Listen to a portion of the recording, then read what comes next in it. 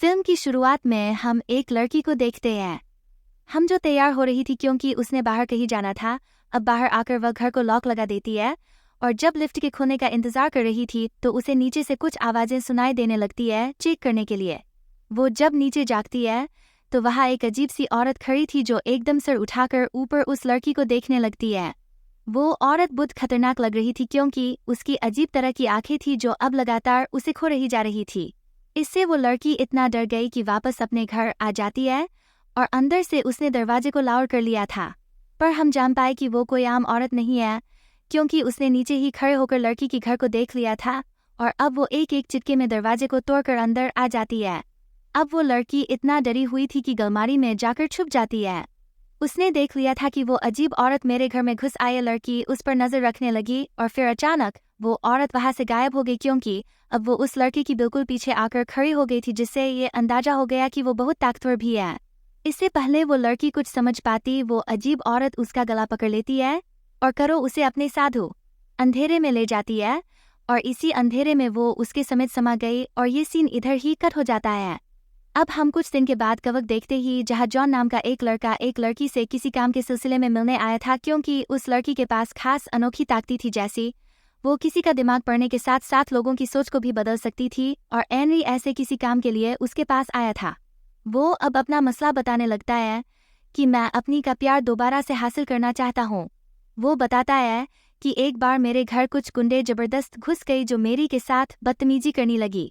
उन्होंने मुझे भी मारना शुरू कर दिया और यहाँ मैंने बजाय अपनी को बचाने की, मैं वहाँ से भागकर पड़ोसियों के घर आ गई और मदद मांगनी क्योंकि मुझे कुछ समझ नहीं आ रही थी कि मैं क्या करूँ।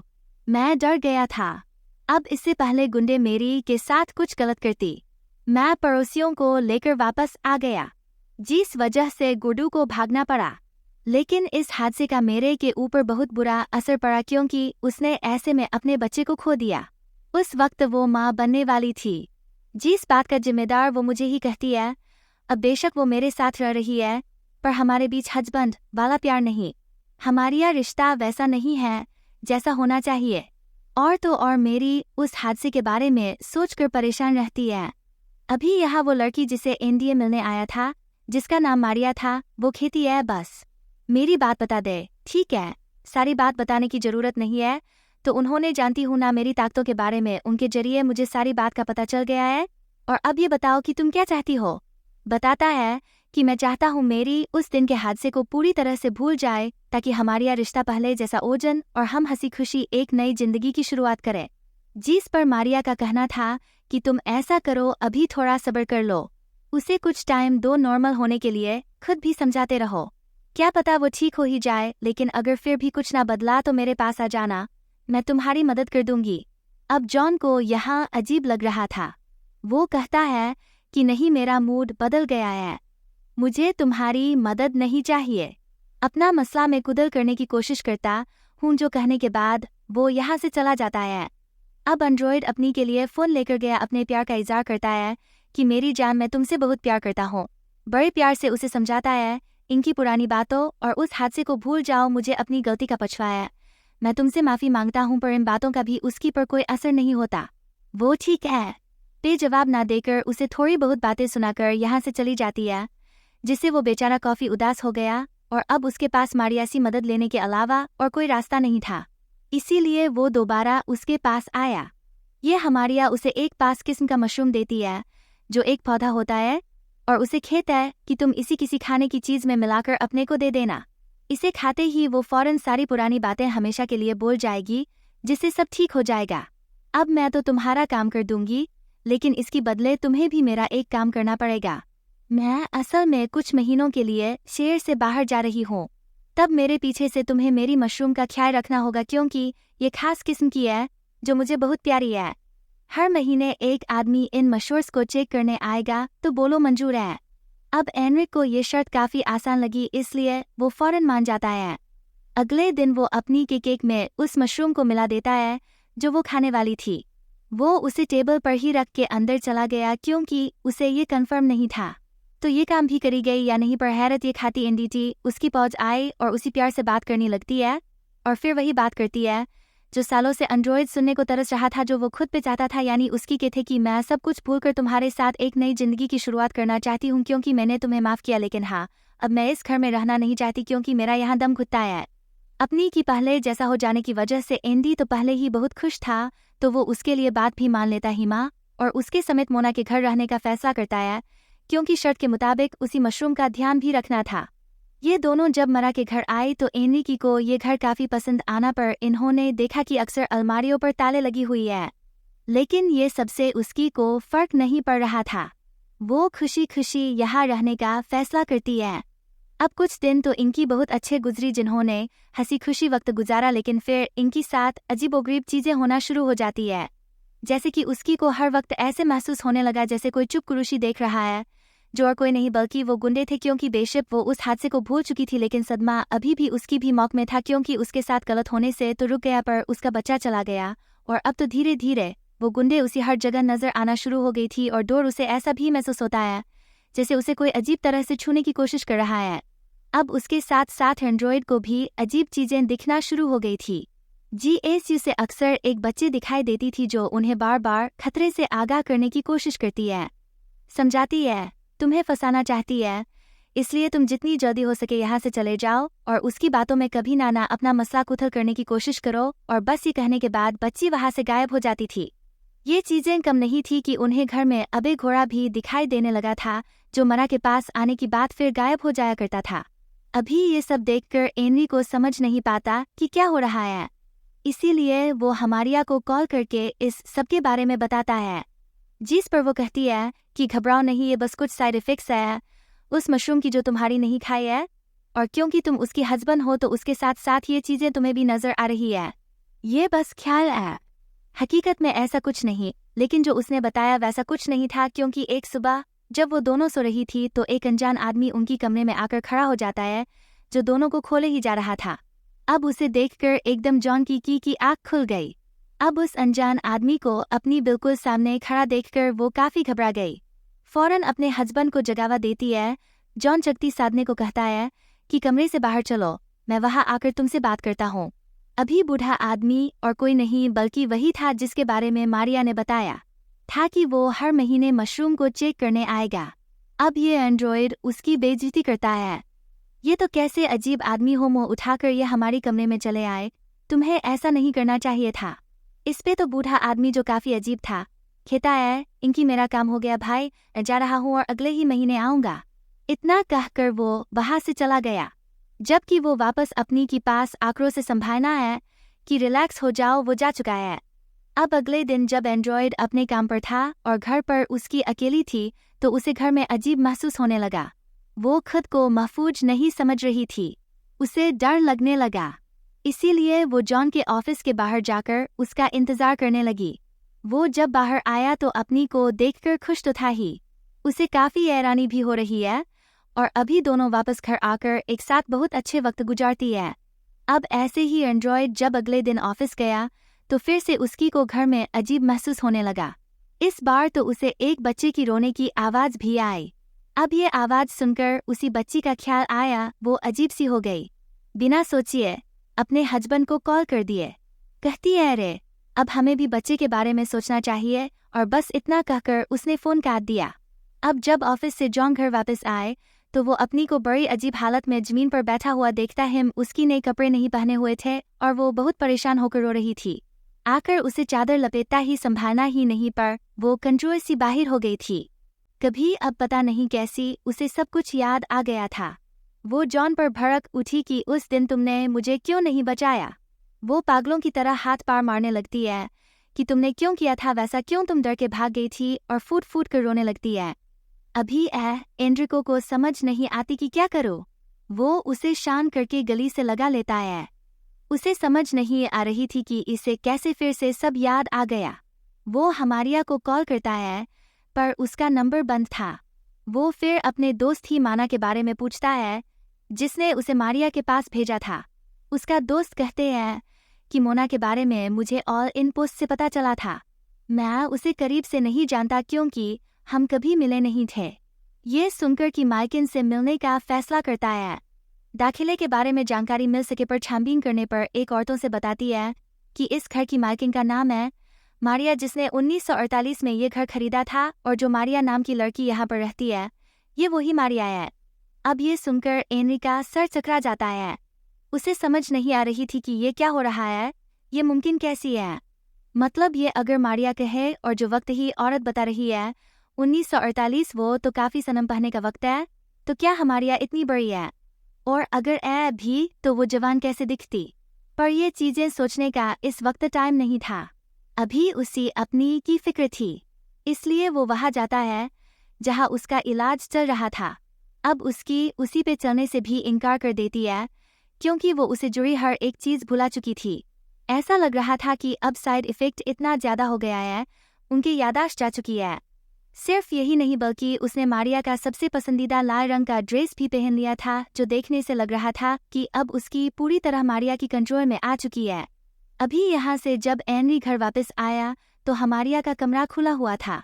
उसे देखकर काफ़ी हैरानी हुई, क्योंकि वो यहाँ आई थी तब से अब तक ये कमरा बंद था, पर वो ये सोचकर इस बात पर ध्यान नहीं देता कि शायद मेरी ने खोल दिया होगा, क्योंकि उसने यहाँ से कपड़े लिए थे और वो यहाँ छानबीन करने लगता है, जहाँ उसे मरा की कुछ तस्वीरें मिलती है जिनमें वो बूढ़ा आदमी भी था जो मशरूम को चेक करने आया करता था।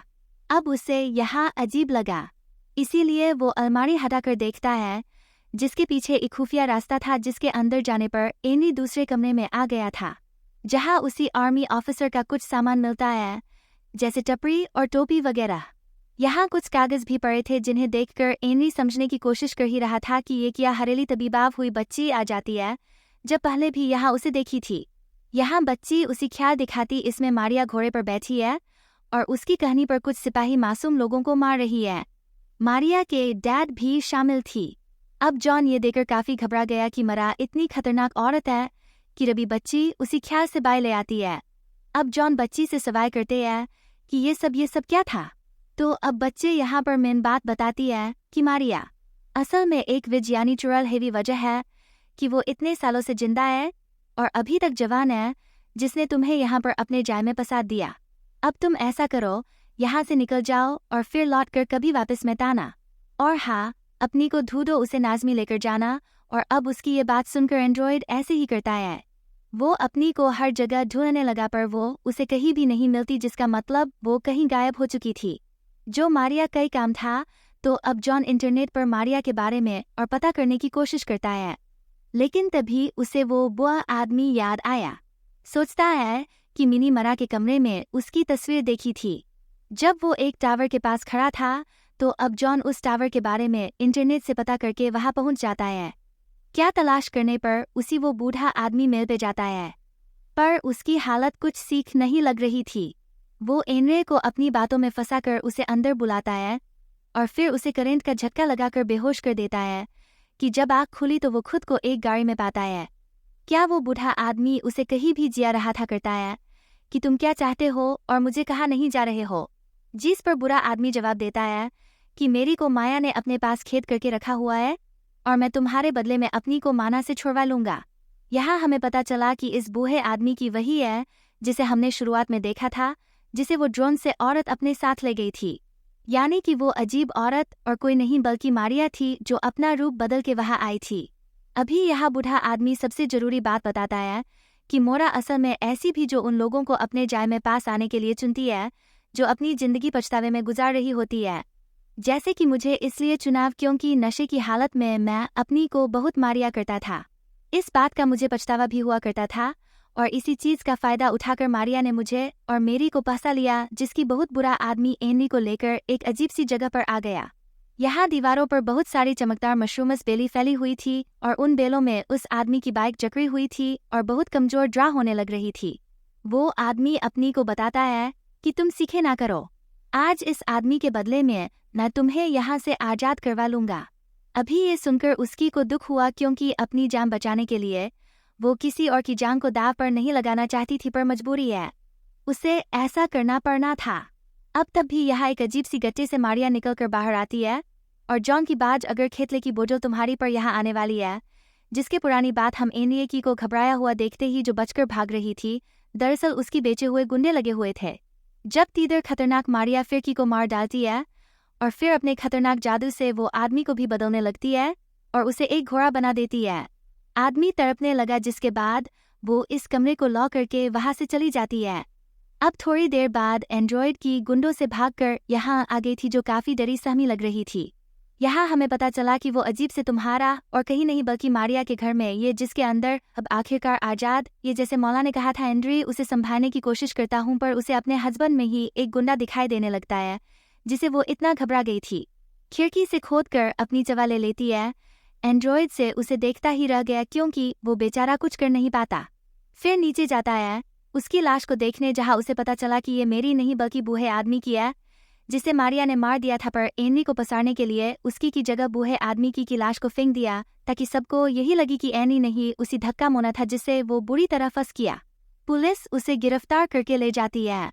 हकीकत तो यही थी कि उसकी वहाँ आई नहीं थी, वो तो बस हमारिया एनरी को ख्याल दिखा रही थी। उसकी का अब उसे इतना जलील करके भी मारिया कत्ल नहीं भरा और वो एंडर की जमानत करवा लेती है। वो आजाद होकर घर ही दिया, जहाँ पर पूरा ही घर खुला हुआ था। और अब जॉन दोबारा से उस अजीब कमरे में आ जाता है, जहाँ वो चमकदार मशरूम की बेली थी। यहाँ उसे एक गड्ढा दिखाई देता है, जिसके अंदर वो जो आता है, क्योंकि उसे लग रहा था कि मेरी यही मिलेंगे, क्योंकि पिछली बार मरा यही से निकलकर उनके सामने आई थी। पर अब गड्ढे से बाहर आने पर एंड्रॉयड एक अलग ही टाइम में आ जाता है।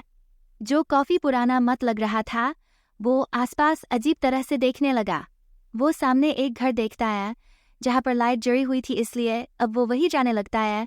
पर यहाँ भी वो छोटी बच्ची आकर उसे रोक लेती है और अपने साथ एक फार्म में लेकर आ जाती है। फिर से एंड्रॉयड को एक ख्याल दिखाती है ताकि वो जान से क्योंकि मोरा की कहानी क्या है, उसके साथ हुआ क्या था। तो हम ख्याल में देखते हैं ये वक्त है 1948 का, जो वो छोटी बच्ची थी जहाँ मरा के गांव पर कुछ सिपाहियों ने हमला कर दिया था, क्योंकि वो गांव वालों के सभी घोड़े ले जाना चाहती थी। पर गांव वालों ने ऐसे करने से मना कर दिया, क्योंकि ऐसे उन बेचारों की कमाने का जरिया खत्म हो जाता, उनकी रोजी रोटी छिन जाती। इसलिए सभी गांव वाले उनसे मिन्नतें करते हैं कि वो ऐसा ना करें। जिस पर सिपाही उनके साथ एक डील करनी थी, हमें मोरा दे दो, इस पर हम सिर्फ आधे घोड़े लिए चलेंगे। अब सारे गांव वाले यहाँ तक कि उसके डिभी इस डील के लिए मान गए, जिस पर सिपाही मानव को उठाकर अपने साथ ले गई। साथ आधे घोड़े भी और आधे गांव वालों के पास ही रहने दिए, जिसके बाद वो मरा को उसी घर में ले आए जहां अब वो रहती थी। वहां उस पर बहुत जुल्म की गई। इस वजह से मोरा को बहुत गुस्सा आया और उसने अपने गांव वालों से बदला लेने का फैसला किया, जिसके लिए उसने काला जादू सीखा और वह बन गई एक। और फिर इसी जादू की मदद से उसने सभी सिपाहियों को अपने कंट्रोल में करके गांव वालों पर हमला करवा दिया और अपने डैड समेत सभी लोगों को मरवा दिया।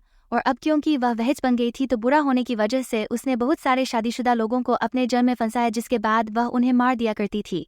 वह लड़की को तो बहुत बुरी मौत देती थी, जितनी हस्बर्स को अपनी खतरनाक ताकतों से घोड़ा बना दिया करती थी और फिर उनका मांस खा लिया करती थी, जो उसे बहुत पसंद था, जैसा उसने बड़े आदमी के साथ किया। क्योंकि उस जैसे और एंड्रॉयड जैसे लोगों को ही वो टारगेट बनाती थी, जो अपनी जिंदगी पछतावे के साथ गुजार रही होती थी, क्योंकि उनकी पछतावे से ही वो और ताकतवर बन जाया करती थी। की वजह है कि वो अब तक जिंदा और जवान है, जो अलग अलग रूप भी बदल सकती है।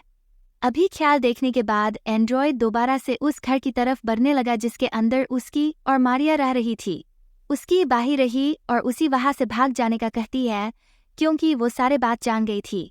मारिया ने उसे बता दिया था कि तुम्हारा हस्बैंड तुमसे बहुत प्यार करता है, एक बार तुम्हारी वजह से वो मेरे पास है, था तुम्हारी फिक्र है उसे। पर वो यहाँ से ज्यादा नहीं बल्कि घर के अंदर आ जाता है, जहाँ सामने ही मारिया बैठी थी। वो एनरी को देखकर काफी खुश हो गई, कहती है कि आओ आओ, मैं तुम्हारे आने का इंतजार कर रही थी, तुम इसे बचाने दो आगे। पर अब मैं यहाँ तुम्हारे प्यार का इम्तिहान लूंगी, अगर तो तुम इससे कामयाब रही तो मैं तुम्हें जाने दूंगी। जिस पर जॉन मान जाता ही हूँ और तब मरा उसी वक्त में भेज देती है, जब गुंडे उनके घर में घुस आए थे और उसकी के साथ बुरा बर्ताव कर रहे थे। पर इस बार वो भागता नहीं बल्कि उनका मुकाबला करने की कोशिश करता है। वो चाकू लेकर उनमें से एक पर हमला कर दिया था। एक बार एक उसे ही चाकू से मारकर जख्मी कर देता है। उसकी हालत बहुत खराब हो गई और वो बेचारा अपनी के साथ होने वाले बुरे बर्ताव को बस देख सकता था, कुछ कर नहीं सकता था। जहाँ कभी उसके पास मारिया कर खेती, ये भी तुम अगर चाहो तो ये सब रुक सकता है, तुम्हें ज्यादा कुछ नहीं करना, बस वो मशरूम खाना होगा। पर अब तक जॉन समझ गया था कि ये सब असल नहीं है, बल्कि इसे असल दिखाकर मारिया मुझे फंसाने की कोशिश कर रही है। तो फौरन ख्याल से बाहर आकर अपनी को यहाँ से भागने का है। पर तब तक तुम्हारा ने दोनों पर हमला कर दिया था और वो भी ने बहुत मारी थी, पर क्योंकि मारिया को अपनी वो मशरूम बहुत प्यारे थे जो उसने अपनी खतरनाक ताकतों से बनाई थी, इसलिए जॉन की उनमें आग लगा दी थी। अब ये देखकर मारिया काफी घबरा गई। आग बुझाने वो जैसे आगे बड़ी मौका पाकर ये दोनों उस ढेर से बाहर रह जाते हैं जो आग अब वो ज्यादा फैल चुकी थी चारों तरफ, और अब वो छोटी बच्ची इन दोनों को वहां से निकालने में मदद करती है और खुद उस घर में आकर दरवाजा बंद कर लेती है और मोनाटी साथी जलकर मारी जाती है। अब यहाँ जानता है कि वो छोटी बच्ची असल में मरा का ही बचपन का रूप था, यानी कि उसकी आत्मा, और क्योंकि वो छोटी मारिया थी बच्ची थी तो उसका दिल साफ था, इसीलिए तो वो हर वक्त एनरी और उसकी को बचाना चाहती थी। इसीलिए अब उसने दोनों की पूरी तरह से जान बचाने के लिए अपनी कुर्बानी दे दी। मोरा के साथ खुद भी चिलकर उधर एनरी और उसकी उसी गड्ढे के जरिए बाहर ही निकल आती है। यहाँ वो काफी जख्मी था जिसके गले से लगकर उसकी बहुत होती है, और अब वो उसे माफ कर चुकी थी और यह सब भुलाकर अपने को शायद जिंदगी की शुरुआत करने का फैसला करती है। इनकी जिंदगी अब सच में अच्छी हो जाएगी और इन्हें मारिया जैसे लोगों का सहारा भी नहीं लेना पड़ेगा जिनका नाजायज फायदा उठाएंगे। उसकी एनरी को सहारा देखकर यहाँ से ले जाने लगी और इसी हैप्पी एनरी के साथ ही ये फिल्म इतने ही खत्म हो जाती है।